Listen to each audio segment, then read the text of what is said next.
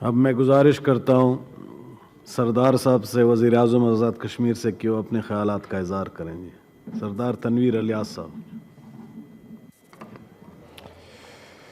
बिस्मिल्लाहिर्रहमानिर्रहीम अल्हम्दुलिल्लाहि रब्बिल आलमीन वस्सलातु वस्सलामु अला सय्यिदिल मुरसलीन। इंतहाई काबिल एहतराम चेयरमैन सेनेट सादिक संजरानी साहब, यहाँ पे मौजूद साबक जितने भी चेयरमैन सेनेट रहे, मौजूदा सेनेटर साहिबान, गवर्नर, हमारे सूबों के वज़राए आला, स्पीकर कौमी असम्बली और जितने भी हमारे मुल्क की जैयत की आदत है इस वक्त इस साहिबान बाला में मौजूद है। और यहाँ पे मौजूद आम पाकिस्तानी और मीडिया के जितने भी लोग हैं, अस्सलाम वालेकुम। जनाब, मेरे साथ जो लोग दुरूद इब्राहिम में शामिल होना चाहें, अल्लाहुम्मा सल्ली अला मुहम्मद व अला आलि मुहम्मद कमा सल्लैता अला इब्राहीम व अला आलि इब्राहीम इन्नका हमीदुम मजीद। अल्लाहुम्मा बारिक अला मुहम्मद व अला आलि मुहम्मद कमा बारकता अला इब्राहीम व अला आलि इब्राहीम इन्नका हमीदुम मजीद। इंतहाई काबिल एहतराम जनाब चेयरमैन सेनेट, आपकी इजाज़त से और आपकी वसादत से मैं इस ऐवान बाला, जो हमारे मुल्क का सबसे आम और सुप्रीम ऐवान बाला का मतलब है ऐवान बाला, इस गोल्डन जुबली के मौका पे मैं ये समझता हूँ कि जितने भी लोगों को आज यहाँ पे बात करने का मौका मिलेगा या जो आपका ये खुसूसी सेशन गोल्डन जुबली के हवाले से हमारे लिए यकीनी तौर पे ये बहुत बड़े एजाज़ की बात है कि आज हम इस ऐवान बाला में बात कर रहे हैं। ये तारीख का हिस्सा है, लेकिन हमारे बाद आने वाले, चूँकि हम मुकम्मल यकीन और ईमान रखते हैं कि अगर दूसरा इस दुनिया से गया तो मेरा भी जनाजा होगा, मुझे भी कफनाया जाएगा, मुझे भी गुस्लाया जाएगा। मेरे आने बाद देखेंगे कि हमने क्या कहा था, यहाँ पे क्या बात हुई थी, उस बात को हम आगे कैसे लेके चले थे। जब ऐसी तकरीबात होती हैं यकीनी तौर पे मुल्क और कौम के हवाले से ये बहुत बड़ी बात है कि ऐवान बाला का हम गोल्डन जुबली 50वीं बना रहे हैं, लेकिन हमें पीछे मुड़ के अपनी कामयाबियों और नाकामियों को यहाँ पे देखना भी होगा, डिस्कस भी करना होगा, उससे इस्लाह अहवाल की तरफ भी जाना होगा। जब हम अपने मुल्क की तरफ आते हैं तो मैं ये समझता हूँ कि दुनिया में ऐसा मुनफरिद मुल्क जो सिर्फ और सिर्फ कलमा तैयबा की एहसास की बुनियाद पर इस हिंदुस्तान से जब मुस्लिम एरा, मुगल एरा, व्हाट्सएवर जो हमने नाम देने दे दे ख़त्म होता है, अंग्रेज़ के दौर में हमने मुख्तलिफ हिंदुस्तान के अंदर रहने वाली कौमों ने आज़ादी के लिए यकीनी तौर पर जदोजहद की, अपने अपने अंदाज से की, लेकिन बाबा कौम रहमतुल्लाह अलैह ने भी कांग्रेस के फोरम से जदोजहद करके देखा, लेकिन ऐसा तसब, ऐसा रवैया उनको जब यकीन हो चला कि कांग्रेस उस एजेंडा के ऊपर न है जो हम चाहते हैं कि इस बर सगीर को आज़ादी नसीब हो। बाबा कौम के साथ जो बाकी बानियाने पाकिस्तान थे, लेकिन वो सिर्फ और सिर्फ बानियाने पाकिस्तान नहीं थे, उनका हिंदुस्तान की आज़ादी में दखल था। उन्होंने ऑल इंडिया मुस्लिम लीग या जिस फोरम से भी जदोजहद की। मैं ये समझता हूँ कि पाकिस्तान के ऊपर हमारा सियासी तौर पे एक मुकम्मल यकीन और ईमान है कि ये मुल्क मशयत इलाही है, ये दुनिया में कायम रहने के लिए आया और ये कायम रहेगा। ये दुनिया के हर मजलूम तबके की मैं ये समझता हूँ कि उम्मीदों की मरकज़ रहा है और मरकज़ रहेगा। लेकिन इसके साथ हम अगर अपनी सियासी और पार्लिमानी तारीख के ऊपर नजर दौड़ाएं तो मैं ये समझता हूं कि उसमें बहुत सारी ताबनाकियां भी नहीं है। हम अपना मुल्क हासिल करने के बाद 1956 तक करारदाद मकासद के तक मुल्क को चलाने की कोशिश करते, हमारे उस वक्त के वो जरखेज दिमाग इस पोजीशन में न थे कि वो इस मुल्क के लिए प्रोविजनल ऑप्शन लेके आते कि आइन बन जाता, लेकिन 56 का आइन भी मुल्क की बेचैनी को खत्म न कर सका। उसके यहाँ भी आपके 2 यूनिट, उनके यहाँ इस्तिराब बढ़ा। मैं ये समझता हूँ कि हमारी पार्लिमानी सियासत के अंदर ऐसा law of necessity, AC, electricity, उसके जो किरदार है मैं उनके दर्जात की बुलंदी की दुआ करता हूँ। लेकिन मैं इस गोल्डन जुबली के मौका पे जनाब चेयरमैन सेनेट, आपकी वसातत से जो आपने ये काम किया कि हमें बुला के ये मौका दिया, ये कौमी हवाले से बड़ा अहम है। लेकिन इस ऐवान के अंदर मौजूद कई और लोगों से भी मैं ये समझता हूँ कि जब बैठे बैठे मुझे ख्याल आया कि लॉ ऑफ नेसेसिटी के उन किरदारों का यहाँ तक कि उन्हें थोड़ी देर के लिए ऐसा डिजिटल फोटो होता, वीडियो होती, आती, आप उनके लिए क्या कहते हैं, मैं क्या कहता हूँ। वो लोग जो बाद में भी ऐसे रोल अदा करते रहे, अगर ये काम है उनको डिस्कस न करें, अपने बड़ों को याद न करें, अपने अच्छों को याद न करें, तो फिर काम आगे नहीं बढ़ता। 62 के आइन के अंदर भी पावर का इर्तिकाब हो जाता है, सेंट्रलाइज हो जाती है। ये 73 के आइन का नतीजा में ये हमारा जो अवान बाला, जिसमें मैं आपसे अपना माफिया ज़िम्मेदार बयान कर रहा हूँ, मैं ये समझता हूँ कि ये एक बहुत बड़ी अचीवमेंट थी। उस अचीवमेंट का नतीजा में आपके अवान ज़ेरी और अवान बाला वजूद में आते, लेकिन ये आइन कितना अर्सा चला, 2-3 साल के बाद दोबारा इस आइन को बाहर फेंक दिया जाता है, फिर आइन से मवरा काम चलना शुरू होता है। ये वो टाइम है कि जिसमें आइन के साथ ज्यादती होती है। लेकिन 88 से लेके 99 तक तो ना मार्शल लॉ लगा, ना डायरेक्ट फौज ने इंटरवाइन किया। उसमें हमारी अपनी सियासी गलतियां हैं, उन गलतियों को भी जरूर देखना चाहिए। 2008 से लेके 2018 तक का जो जमाना आता है, फिर पॉलिटिकल रजीम आती है। इसमें बुनियादी तौर पर मैं ये समझता हूं कि इस ऐवान जो सेनेट का चूंकि इंतखाब का जो नतीजा है, कौम की जो नुमाइंदगी है, मुतनासिब नुमाइंदगी की बुनियाद पर कौम सारी की सारी इसमें पार्टिसिपेट करती है।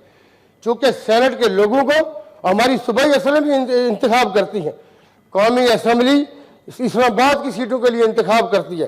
कौम का वो जरखेज दिमाग, उसको मौका मिलता है जिसकी डायरेक्ट कॉन्स्टिट्यूंसी नहीं है, लेकिन सूबाई असम्बली के 12, 18, 22 लोगों ने उसको मैंडेट दिया कि वो यहाँ आके कौम के लिए फैसले करे। आज आप पीछे मुड़ के देखिए, हमारी जहाँ पे सियासी अचीवमेंटें होनी चाहिए थी, इस आइन के साथ कुछ ऐसी तरमीम भी हुई जो गैर जरूरी थी। मैं ये समझता हूँ कि मुल्क की सलामती के हवाले से एक बात यहाँ पे मुराद अली शाह साहब ने कही, वो शायद पूरी न कर सके, लेकिन मैं आपको खुदा को गवाह बना के कहता हूँ, मैं कई महफिलों के अंदर ये कहता हूँ कि इसमें मुल्क में सुप्रीम कौन है, किसने फैसला करना है, किसकी तरफ लोग देखेंगे। आप मुझे ये बताइए कि आप सबसे बड़ी तनख्वाह लें, आप सबसे बड़ी पेंशन लें, इसलिए आप बड़े हैं। इस पार्लियामेंट का क्या काम है, ये पार्लियामेंट कहाँ जाएगी।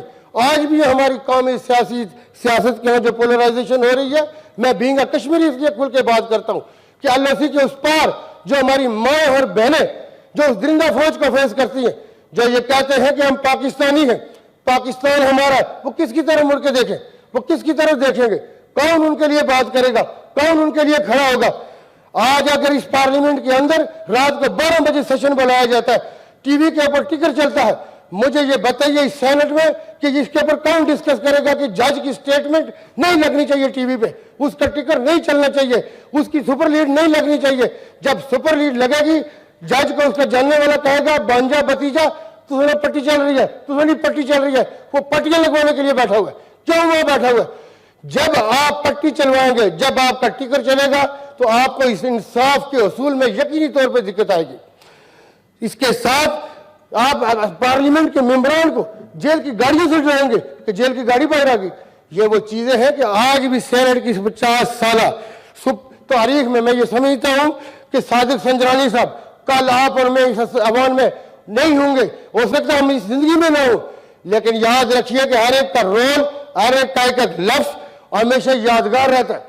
हमें अपनी मुल्क की सलामती के हवाले से, सिक्योरिटी के हवाले से, यहाँ भी सियासी क्यादत है अपने, मैं ये समझता हूँ कि बाज़ वक़्त तअस्सुब का शिकार हो जाती है, क्योंकि पार्लियामेंट का जो मेंबर होता है वो कौम का इंतजाम आदमी होता है, उसका एक एक लफ्ज सोने और चांदी के पानी से लिखने के काबिल होना चाहिए।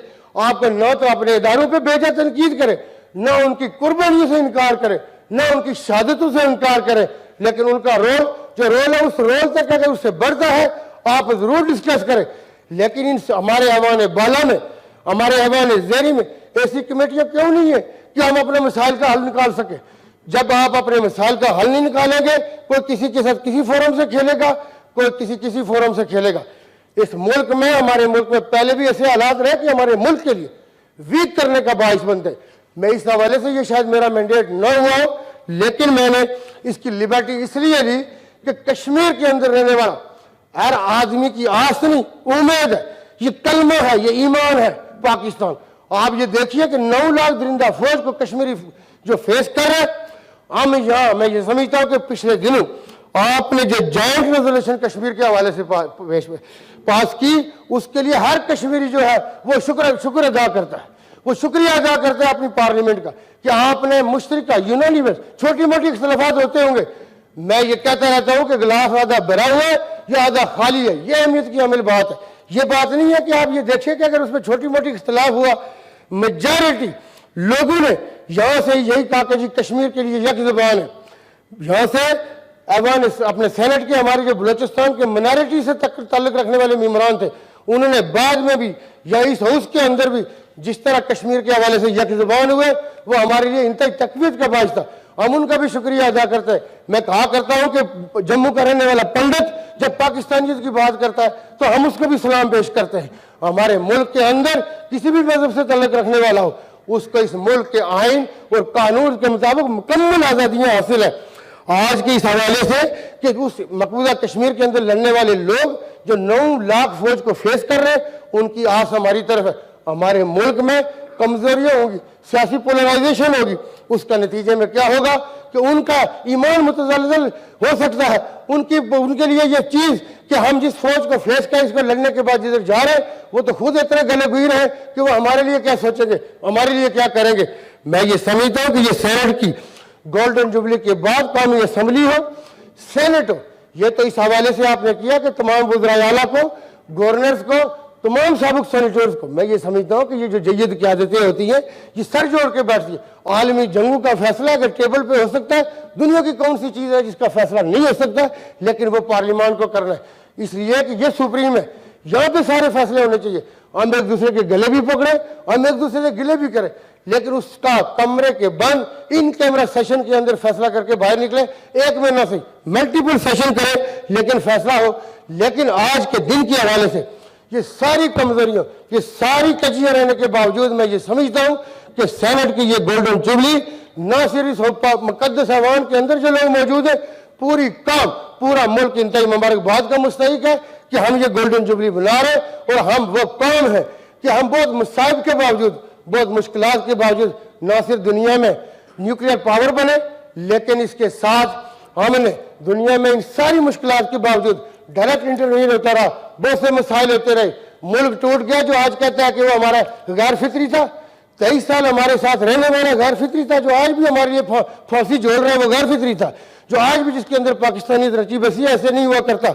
लेकिन मैं ये समझता हूँ कि सबके बावजूद अगर दुनिया में हम आज भी मुकाम मरतबा रख रहे, पोजीशन रख रहे, तो ये कौम के अंदर जो रेजिलियंस है, जो कमिटमेंट है, मैं ये समझता हूँ कि ये कौम इसी काफिले को, इसी झंडे को, मैं अपने झंडे को, इसको सब अलाली परचम को, इसका रंग गुम्बद खिजरा से मिलता है। ये हमें हर एक को सेंसिटाइज करना चाहिए। ना ये मुल्क ऐसे बना है, ना ये झंडे ऐसे आगे वजूद के अंदर कमिटमेंट है, नजरिया, उससे पीछे नहीं हटेंगे। और वो कमिटमेंट इस खिते के हवाले से नहीं है, आलमी सतह पर रहनी चाहिए। लेकिन ये चूंकि ऐसा सेशन आप और मैं तारीख के किरदार बन जाएंगे अगर हम ये कहें कि सब अच्छा रहा, हमने सब अच्छा देखा, सब अच्छा किया, नहीं हुआ होगा। लेकिन जिन लोगों ने जो फैसले किए होंगे उस वक्त की मुमकिन है हालात ऐसे न हुए, लेकिन हमें सियासी तौर पे अपने अज़म का, अपने इरादे का, अपने अयादे का इज़हार ज़रूर करना चाहिए। एक और मैं आपसे कहूँ कि जो अदालतें हों या ये मीडिया हो, आप वक्ती तौर पे उनको इस्तेमाल तो कर लेते हैं, लेकिन लॉन्ग रन जो उसके असरात है, मैं आपको बताऊँ कि आज हमारे मुल्क के अंदर लोगों को ये नहीं पता कि हुकूमत से इख्तलाफ हो सकता है, रियासत से नहीं होता। सुपर लीड लगती है कि रियासत को कोई हक नहीं है ये कहे। उन अल्लाह के बंदों को ये नहीं पता कि रियासत को कह रहे हो, हुकूमत से करो इख्तलाफ, हुकूमत से बात करो। हुकूमतों के साथ इख्तलाफ हुआ करते हैं, रियासतों के साथ नहीं हुआ करते। इसलिए हमें बात चीज़ों की डेफिनेशन, बात चीज़ों के अंदर उतरना होगा। ये शायद आपको मेरे लहजे में आप ये कहते कि ये आपने मशकूर होके उसके अंदर सरापा, मैं ये समझता हूँ कि शुक्रिया अदा करता, लेकिन ये इस मुल्क का सबसे बड़ा आह्वान है। अगर इसके अंदर मेरे जैसा आदमी, दूसरे लोग अगर बात नहीं करेंगे, आप जो इस मुल्क का ऐसा यहाँ बैठे हुए, आपको बाज़ औक़ात ऐसे फैसले भी करने होंगे कि जो बाज़ औक़ात आपकी सियासी क़यादत को सूट न करते होंगे, जो आपको हो सकता है फ़ायदा न देते हो, लेकिन इस मुल्क और कौम को जो फ़ायदा देते हैं तो वो आपको करना होगा। मुल्क सुप्रीम है, मुल्क है तो हम है, मुल्क नहीं है तो फिर हम कहाँ पे सियासत करेंगे। इसलिए मैं ये समझता हूँ कि मुल्क के ऊपर कोई चीज़ नहीं हो सकती, इसलिए यहाँ पे दुख भी डिस्कस होने चाहिए। और इस हवाले से इस सेनेट के अंदर ये नहीं कि मैं कोई नहीं आपको बात करके बताऊंगा, मुमकिन है यहाँ पे बैठे हुए लोगों को मुझसे ज़्यादा बेहतर पता होगा, लेकिन वह सिर्फ और सिर्फ इस बुनियाद पे कि जी अंदाजे में बदल देता है। हो सकता है मेरी तलखी हो, इसलिए कि मेरी कौम जो है वो 9 लाख जिंदा फौज को फेस करके हमारे झंडे के अंदर दफन हो रही है। हम उसकी उम्मीद है, अगर हम मायूसी फैलाएंगे, हमारा अज़म नहीं होगा तो फिर वो कैसे आगे बढ़ेंगे। आप ये देखिए कि हमारे मुल्क के अंदर क्या क्या पोटेंशियल नहीं है, क्या हम उससे मुस्तफ़ीद हो रहे हैं। सेनेट की कमेटियों में, सेनेट के अंदर, कौमी असम्बली में ये बहस क्यों नहीं होती। हमारे यहाँ सिर्फ हमेशा कोई ऐसी मिर्च मसाले वाली चीज़ खबर लगती है जिसमें नेगेटिविटी हो, पॉजिटिव चीज़ आगे नहीं बढ़ती। वो चीज़ डिबेट होनी चाहिए कि कौम के हो। आज का सोशल मीडिया का बच्चा कहता है बानियों ने पाकिस्तान कौन थे, क्यों बना, हम उनके साथ रहते तो बड़े अच्छे रहते। ऐसे बच्चों के लिए इस गैलरी में वक्तन फवक्तन बुलाया जाए।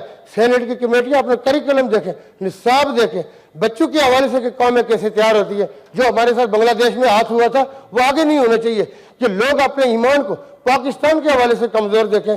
ये सेनेट के अंदर कौमी असम्बली में ये चीज़ें होंगी तो जनाब चेयरमैन इंतहाई काबिल एहतराम इज़्ज़त चेयरमैन साहब, मैं ये समझता हूँ कि आपका ये फैसला और आपके साथ जितने मामलीन थे कि उन्होंने कहा कि इन लोगों को बुलाइए यहाँ आके बात करें, इसके लिए हम आपका शुक्रिया भी अदा करते हैं और आपको खराज तहसीन पेश करते हैं कि ये चीज़ याद रहेगी और आगे मैं ये समझता हूँ कि इंशाल्लाह पॉजिटिविटी के साथ बढ़ेगी। थैंक यू जनाब, बहुत मेहरबानी। अब तशरीफ़ लाते हैं ज़रा।